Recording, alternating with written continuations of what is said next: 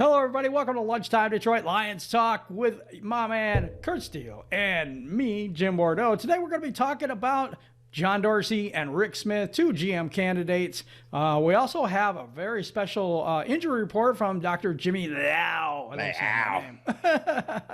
But before we get to all of that stuff, I'm going to bring in my main man, the man of steel, Curt Steele. Welcome to Detroit Lions on the Prowl. You know what we are. We are your home for Detroit Lions news and rumors. And if you haven't done so already, subscribe to the channel. Click the notification bell so you know when you're getting fresh content from us right here on Detroit Lions on the Prowl. And you know what we need to do. Let's get this thing started right now.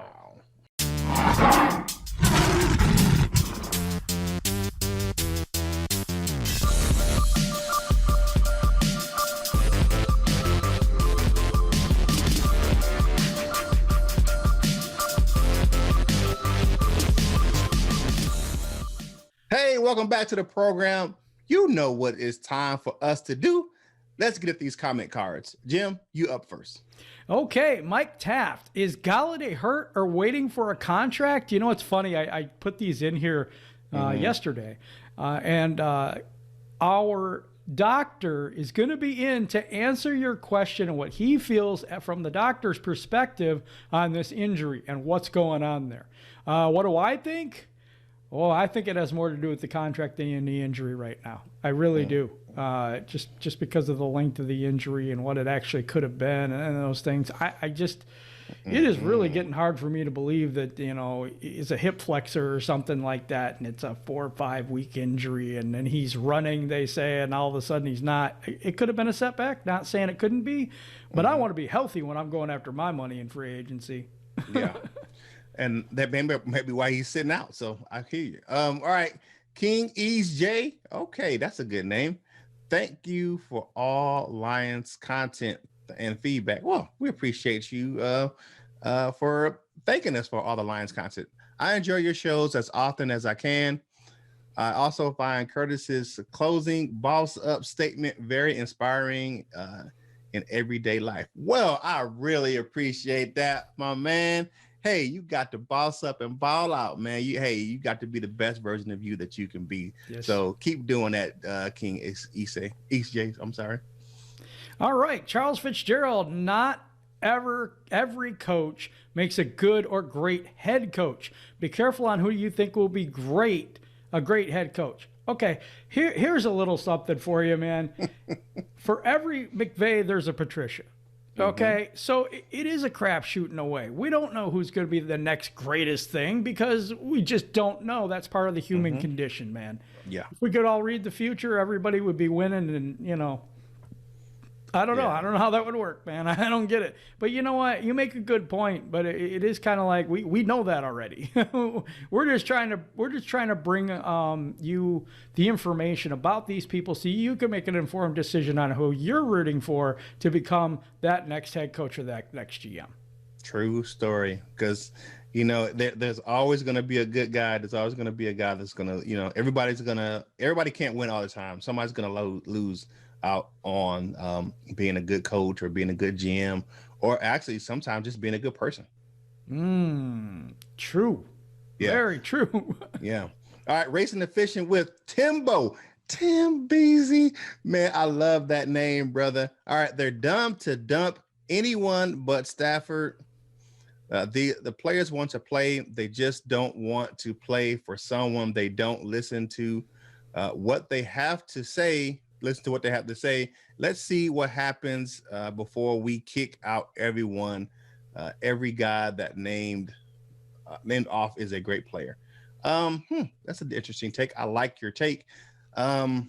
Here's one thing with that being said. One comment I found kind of a little bit off-putting was Jamie Collins, who was the hugest Matt Patricia guy, rah Patricia, and they asked him how he felt about Patricia getting fired, and he said, "It is what it is." Yeah, he did. He said it is what it is. I got a little comment on this, though. To be honest with you, there are players that don't fit this scheme, and no, they are not great players. Yeah, Jamie Collins, true. As you just mentioned, He plays well for New England and no one else.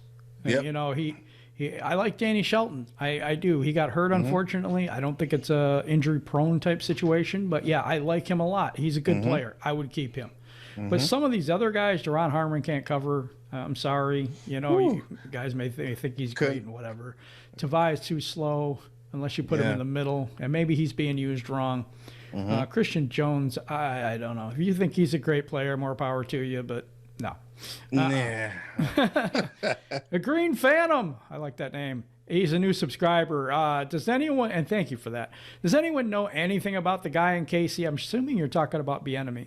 Obviously, I mean, outside of Mahomes, what do the players say about him? I don't know. I mean, I know he's had a pretty good career. He had a good career as a running back, and he's a very good offensive mind. Now, that being said, do we know a whole lot about him? I'm going to go back to the other question, the other guy's question. We don't know what he's going to be as a head coach because he isn't a head coach, and I understand that. But we're going through names that make sense for the Detroit Lions and names that people are actually saying are very good candidates. So we're just going over them and giving you that information.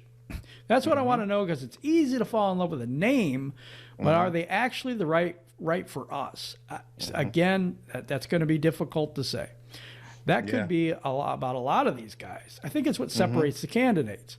LOL, Salah basically runs Patricia's defense. People wake up, he is no Jim Schwartz. That is absolutely false. Salah runs a wide 9 defense. That's a 4-3 defense. He changed it to a 4-3 when he got there in 2017, and that's the exact defense that Jim Schwartz runs, is that wide 9. So that's the exact. Don't get that at all. you got that flip, brother. I don't know that's not correct. I just want to put the truth out there. You're a good guy. Yeah. We went back and forth. I like the conversation, but I don't agree with that one. Okay, here is our guy, friend of the show, The Dern. Yes. Dern says, I respectfully disagree about Okudah. Sad that you guys are giving up on him, at corner during his rookie year. But hey, I guess that's the logic. Simmons, Browns, every corner that was taken in the first round was mediocre at best. They are not playing well either. You know what, though? Brown is playing well. I think Brown's playing a little bit. Simmons, here's the deal. Is it a crazy year in the NFL? Yes. Is it so crazy that, these guys shouldn't have adapted by now? No. So, I mean, they're getting coached. And I don't think Okudah is a bad player. I don't think he's I just think that he has a skill set that may fit him better at a different position. And that happens in the NFL. So there are a lot of players that play one position in college and come to the NFL and play something different. We all have players that we vehemently defend. And this is the Dern's guy, Okudah. I did not want this pick, and I fully am out there saying I didn't want this pick. You don't pick a guy. He says Awarie is slow too. I don't see Awarie getting burnt like I see this guy getting burnt. Number 2, Awarie was a 5th round pick. He wasn't picked 3rd overall, and to be picked 3rd overall and be performing like you are, it is a disappointment. The other thing is, he said, "Oh, you guys can't give him a break, or he needs to develop." At the number 3 overall pick, he should be able to step in day 1 and be able to contribute to this team. Yeah, it's where he's picked. It's not the player. It's where he was picked. Yeah, you.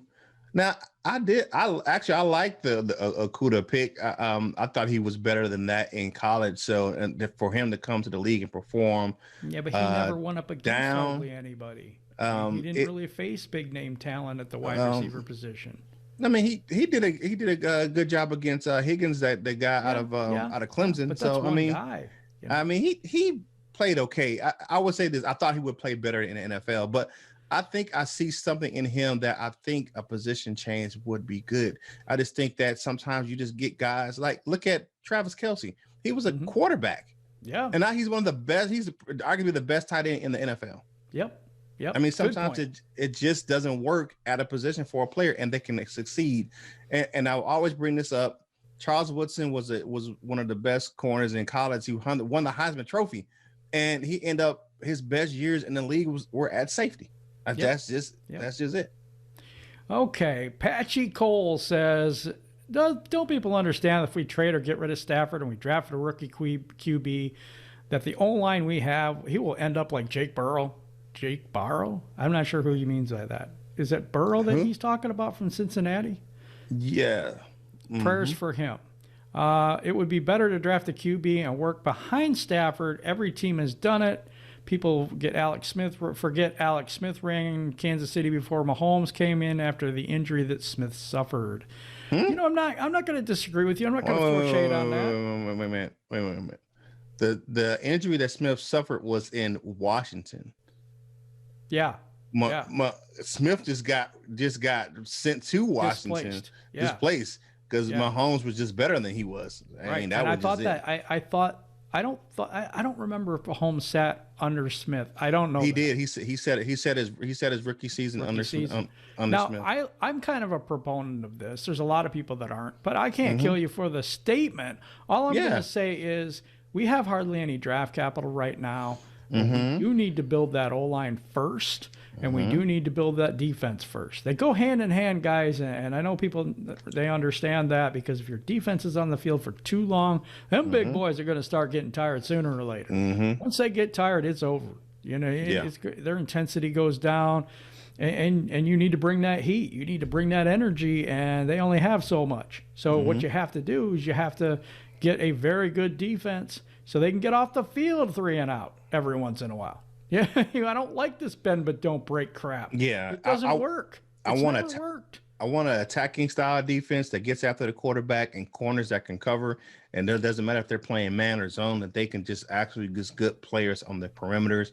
And you have good linebackers that can pressure and cover and know have gap discipline. So and we don't have that right now in Detroit. No, we don't. Yeah. So, all right, last one. D. Ara says, you guys are great. Well, thank you very much, D. Thank you. Amazing content and in touch with the fans. Great stuff, guys. Hey, we appreciate those kind words. Thank you very much. We do it for you guys, and we want to keep this content coming to you guys.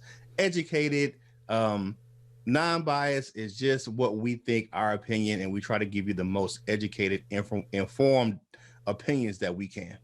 Yep, we certainly do. And now and speaking of professional and informed and all that, in our injury report this week, we have the good doctor coming in, Dr. Jimmy Liao, and I'm going to have him take it away right now.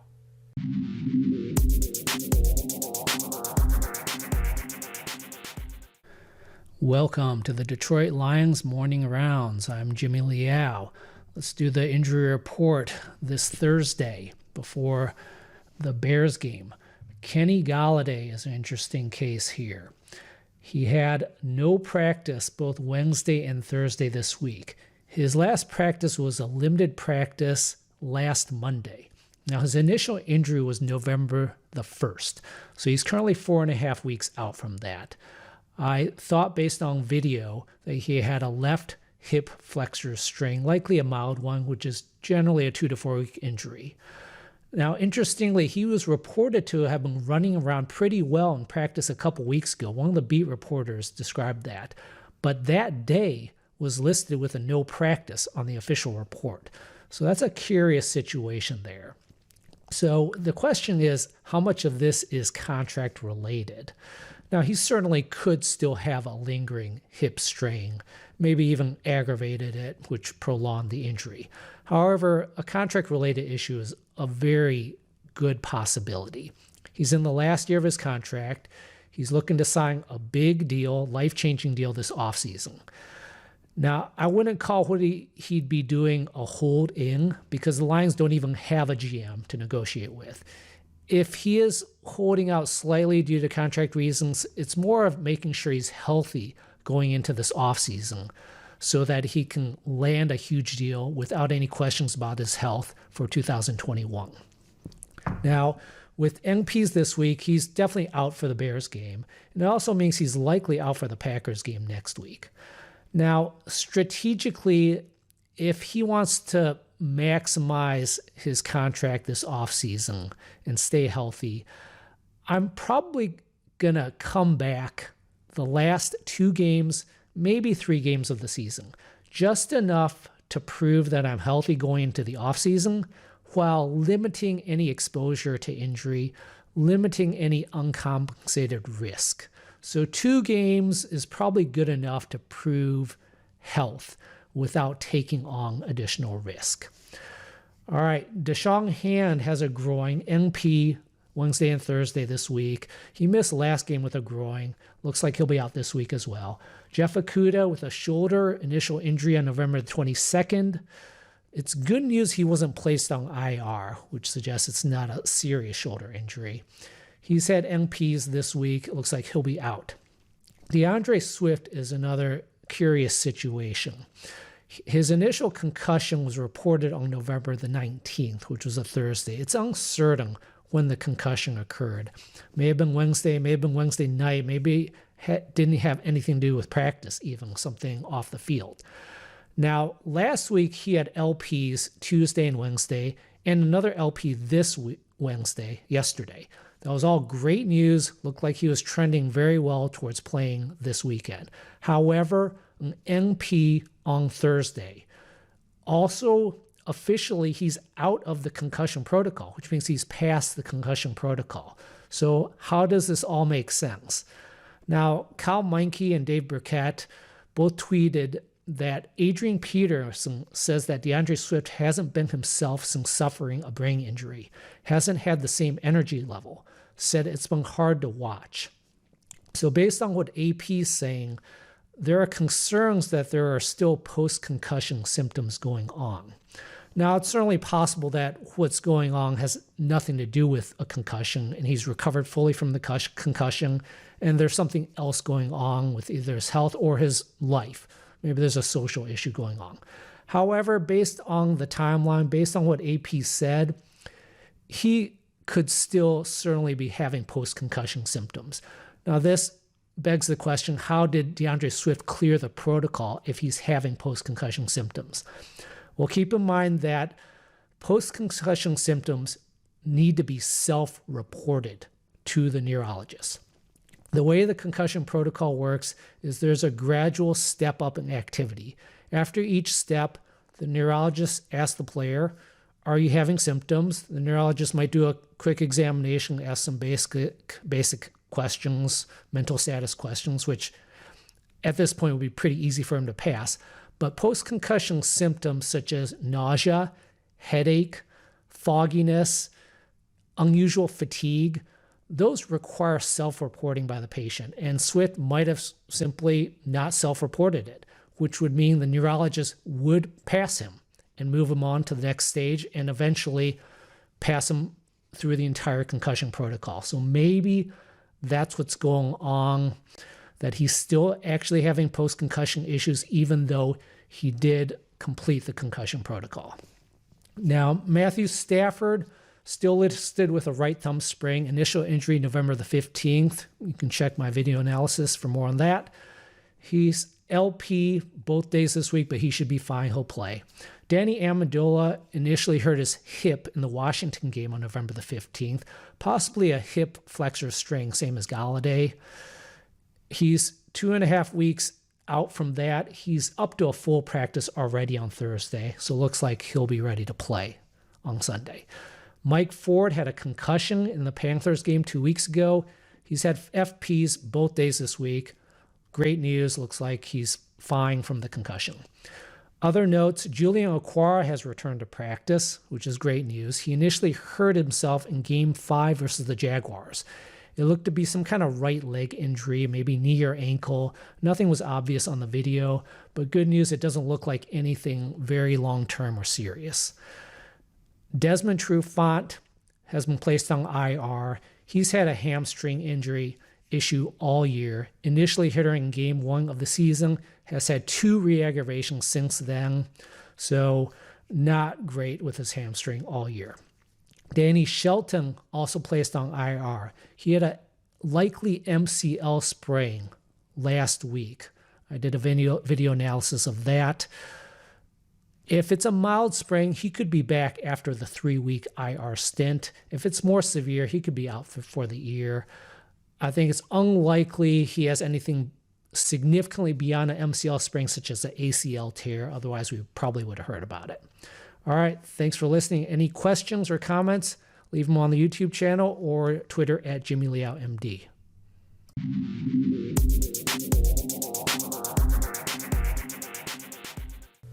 Hey, that was a great segment by Dr. Jimmy Liao. Thanks, good doctor. We appreciate you breaking down the injury report for the Lions. Now it's time to get at these general manager candidates. We're going to look at Rick Smith and John Dorsey today. I'm up first. I'm going to take my man, Rick Smith. Rick Smith is 50 years old. He played college football at the University of Purdue, and he didn't go into the NFL. He went straight into coaching. 1992, he premiered at Purdue as a graduate assistant with a strength and conditioning coordinator. In 93, he actually became a graduate assistant and a tight ends coach.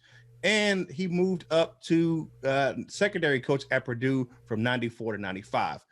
Then he got a job in the league. 1996 to 1999, he was the assistant defensive backs coach at one Denver Broncos. And he said, well, I really don't like coaching. So he goes to the front office. He goes to the Denver front office in 2000, 2005 as a director of pro personnel for the Broncos. From 2006 to 2017, he got a big promotion by the Houston Texans, took over as general manager, and then he added another title in 2012, and he became the general manager / executive vice president of football operations. Now, here is the kind of big story with him. He took some personal leave. His wife got sick, and while he was out, they stripped him of his general manager job and gave it to Bob Quinn. Bill O'Brien. And Bill O'Brien was the general manager. And when he came back, they just said, you're just going to do this job. There was a big falling out with the Texans brass, and he was just out of the league. Some awards he won: 2-time Super Bowl winner with the Denver Broncos as an assistant defensive back coach. He was on those two staff with the two John Elway winning Super Bowl teams. Now, here's some notable players that he acquired as the general manager at Houston. Drafted J.J. Watt, DeAndre Hopkins, Deshaun Watson. Also drafted Jadeveon Clowney. One name that's familiar with Lions fans, he drafted Glover Quinn. One Mario Williams. And two of the big names. Now, Mario Williams, he was a big name. He was a really big name coming out of school. Yeah. I mean, he did, he's one of those bus guys. Yeah, he was a big name, but about it. Okay. Yeah, but he signed two really good undrafted free agents, Arian Foster, who tore up the league for years as one of the top running backs to play the game, and AJ Boye, who was one of the top secondary players in the league for a long time. So Rick Smith has some good experience. He knows how to evaluate talent, and was a very good drafter. You look at that: J.J. Watt, DeAndre Hopkins, Deshaun Watson, Jadeveon Clowney. I mean, those are some really good players. Good names. Yeah, they are. And then the eye to sign Arian Foster, who really was an anomaly coming out of college. So that's just some really good really good talent pool that he has built for himself down there in Houston. Yeah, I mean, he sounds really, really good. I mean, there's a lot of good candidates on there, and I'm going to go through a different one right now. I'm going through John Dorsey. Now, John Dorsey, he was scouting for the Green Bay Packers. He's 60 years old. His college was Connecticut. He was a 4th-round draft pick by the Green Bay Packers in 1984, and I know that's off-putting for a lot of people because you'd think he could come in and sabotage the team rather than... He was also a 7th-round pick by the USFL's Philadelphia Stars in 1984. He played 5 seasons for Green Bay at linebacker and on special teams, and has 35 special teams tackles for the Packers in 1984, which is still a team record. Wow. All right. So that's him as a player. Now, him as a GM. He was with the Green Bay Packers from 1991 to 1996. And he was just a scout then. He was the director of college scouting from 1997 1998 with Green Bay. He was the director of player personnel for the Seattle Seahawks in 1999. Went back to Green Bay, was director of college scouting once again.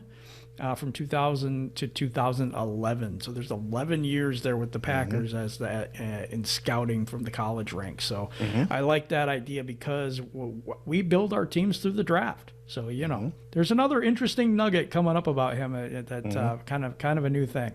So he was at the Green Bay Packers in 2012. He was director of football operations. He was the general manager of the Kansas City Chiefs from 2013 to 2016. And he was the general manager of the Cleveland Browns before having a falling out there from 2017 to 2019. Now, he is out there and he is not working currently. So I'm going to go into this. Matt Lombardo.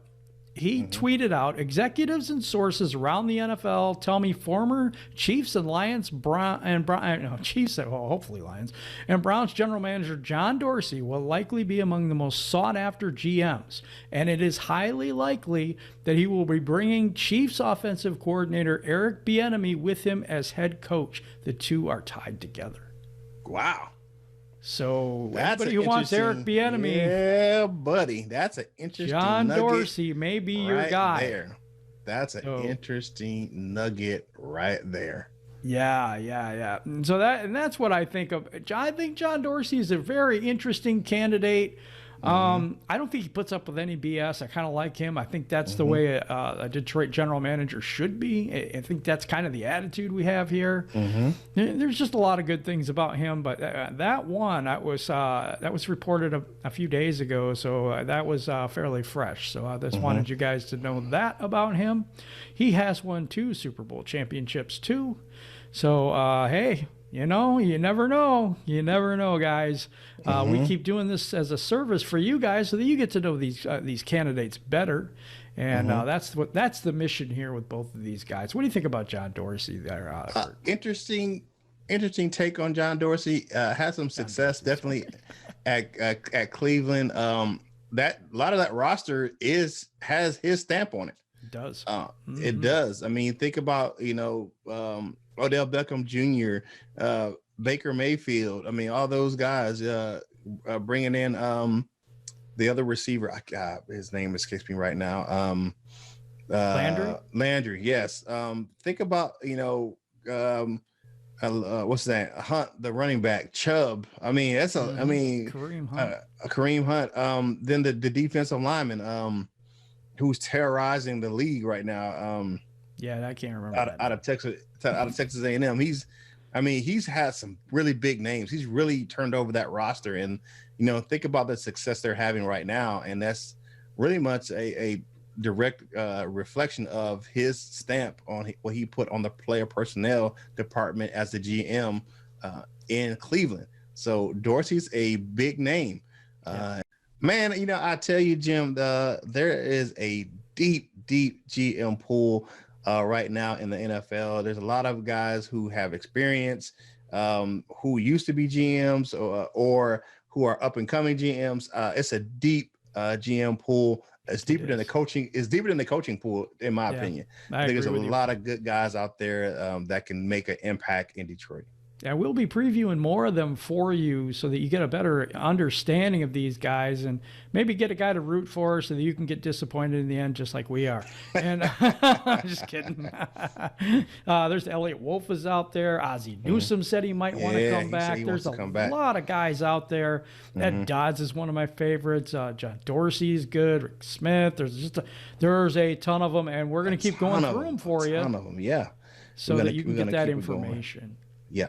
For real. But now we're going to go to the question of the day. The question of the day was these candidates, these two, John Dorsey, Rick Smith, would you hire either one of these candidates? And John Dorsey, knowing that Eric Bieniemy may be tied to the hip with John Dorsey. That's interesting information.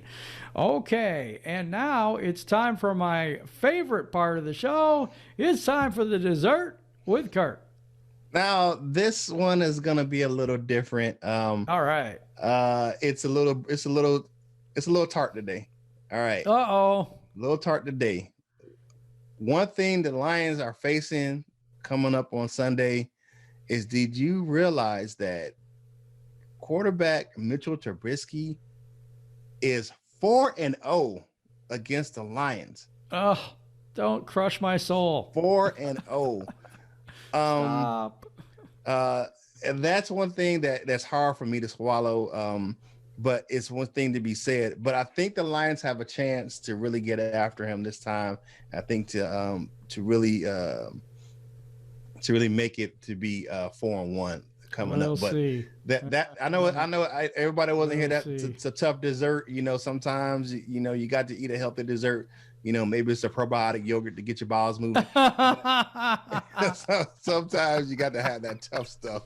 So the dessert today is just going to be a little rough. But we have to get after Mitchell Trubisky. We do. And make him throw some passes away and give our offense a chance to get back on the field. So that's the dessert for today. Mitchell Trubisky, I mean, I think his best quarterback rating, I think it's like a 127 against the Lions. It's just crazy bananas. Yeah, but they make every bad quarterback look like a god. Yes, and it's going to be worse because we're really lacking in players, and the Bears players are trending upward. I don't think that anybody's going to miss this game. Yeah, Khalil Mack looks like he's going to play. Hakeem Hicks looks like he's coming back. Yeah, that's a difference maker for them because he stops the run like nobody's business on their defensive line.